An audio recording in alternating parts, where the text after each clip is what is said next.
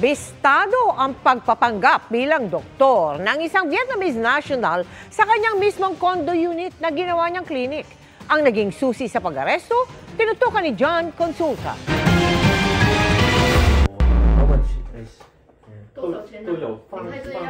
Pagkahawak niya ng marked money at matapos ma-videoan ng pag-check up niya sa nagkunwaring pasyente, agad inaresto ng mga ahente ng NBI ang 32 anyos na Vietnamese na ito.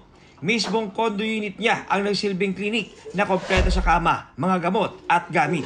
Isang taon na raw ito nag-ooperate bilang doktor. Itong nag-pusure natin na pasyente, ang nireklamo niyang sakit ay ubo tsaka sipon. Ang gamot na piniscribe sa kanya ay para sa lagnat. Hindi naman para sa ubo tsaka para sa sipon. Hindi ito tunay na doktor kasi mali yung prescription niya ng mga gamot eh.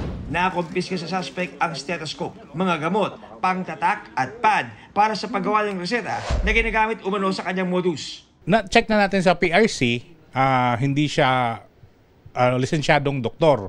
Na-check din natin sa FDA, hindi rin siyang lisensyado na pwedeng magbenta ng gamot. Napakadelikado nito kasi biro mo, isang tao, hindi naman lisensyado, mag-dispense ka ng mga gamot, kahit sino pa yung pasyente na yan, tao pa rin yan, delikado yan. So, ito mga ganitong mga kalakaran ay hindi natin pinapayagan at hinuhuli talaga natin. Wala pang pahayag ang suspect na nailipat na sa detention facility ng NBI sa Bilibid. Na-inquest na siya sa mga reklamong illegal practice of medicine, illegal sale of medicine, at illegal dispensation of medicine.